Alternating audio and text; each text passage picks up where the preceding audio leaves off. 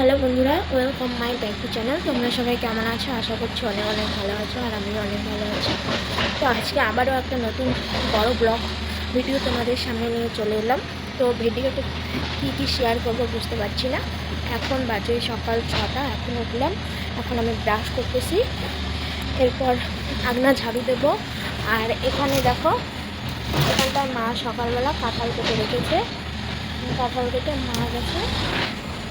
কেটে মা গেছে সবসময় পূজা বাড়িতে আমার ছেলেকে নিয়ে। আজকে আমার ছোটো পিসি শাশুড়ির ছেলে আশীর্বাদ লোক আসবে, তো ওখানে আজকে সবসময় পূজা, সেখানে মা গেছে।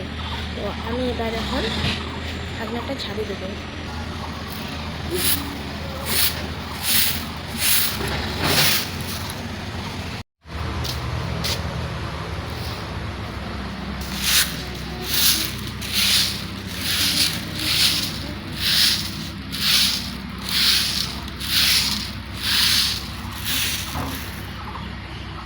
তো দেখো বন্ধুরা, এখন আমি ভাত বসিয়ে দিয়েছি গ্যাসে, আর উনুনের মধ্যে চাপিয়ে দিয়েছি কাঁঠাল সেদ্ধ।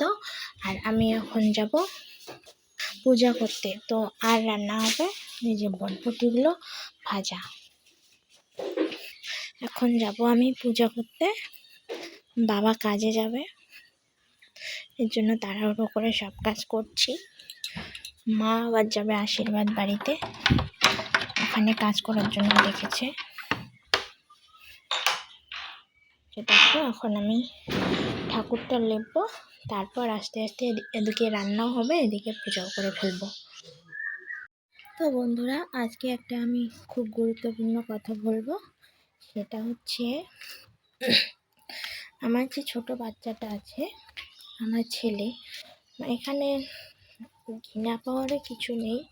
আমার ছেলে যে টয়লেট করে সেটা কিন্তু আমি পরিষ্কার করি, আর আমি ছাড়া কিন্তু অন্য কেউ, সবাই কিন্তু ঘৃণা পায় সেটা পরিষ্কার করতে।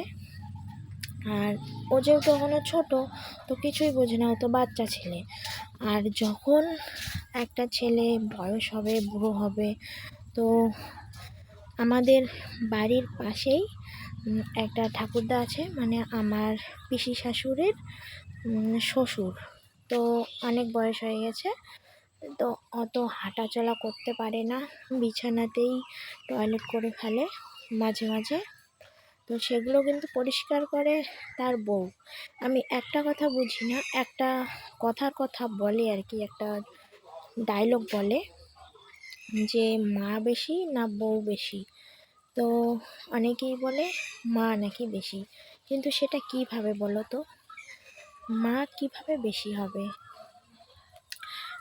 মা হারালে নাকি মা পাওয়া যায় না, আর বউ হারালে নাকি বউ পাওয়া যায়, কিভাবে?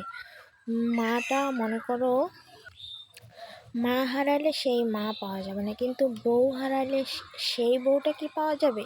সেই বউটা কিন্তু পাওয়া যাবে না, পাওয়া যাবে অন্য বউ। তাহলে মা হারালেও মা পাওয়া যাবে অন্য মা, বউ হারালেও বউ পাওয়া যাবে অন্য বউ, কিন্তু সেই বউটাকে তো পাওয়া যাবে না। তাহলে তফাৎ কি? মা আর বউয়ের মধ্যে তফাৎটা কোথায়? বউটাও তো কারো মা, তারও বর আছে, তারও ছেলে আছে, বউটাও তো কারো মা।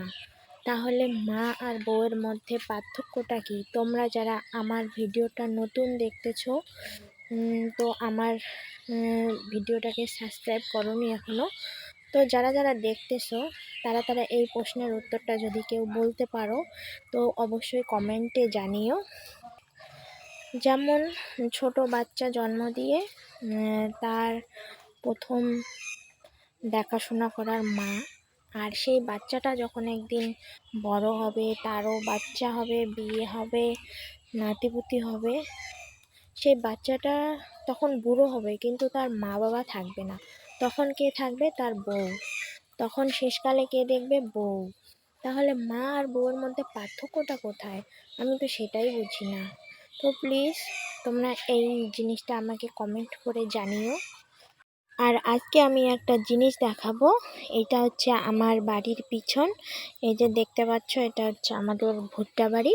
আর ওই যে বাড়িটা দেখতে পাচ্ছ, এটা আমার ছোট পিসি শাশুড়ির বাড়ি। আজকে ছোট পিসি শাশুড়ির ছেলের আশীর্বাদ, ছেলে আশীর্বাদ আমার ভাসুর হয় সম্পর্কে।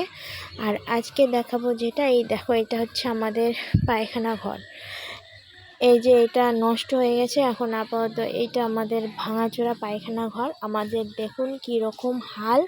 এতে ঘৃণা পাওয়ারও কিছু নেই, লুকিয়ে রাখারও কিছু নেই। এটা তো সবারই বাড়িতে থাকে, তাই না?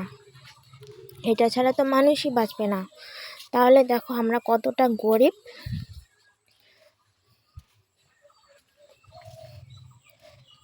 এটা আমাদের বাড়ির পিছন। তো আজকের ভিডিওটা এই অবধি। তোমরা যারা আমার ভিডিও নতুন দেখতেছো, তো আমার ভিডিওতে লাইক, কমেন্ট, শেয়ার, সাবস্ক্রাইব করে আমার ভিডিওটার পাশে থাকবে। এখন বাজে সকাল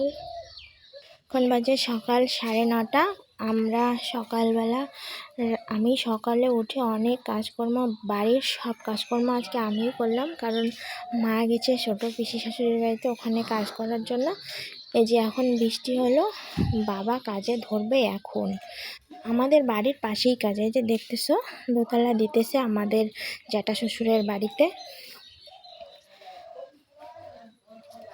তো গাইস, আজকের ভিডিওটা এখানেই শেষ করছি, তোমরা সাথে থেকো।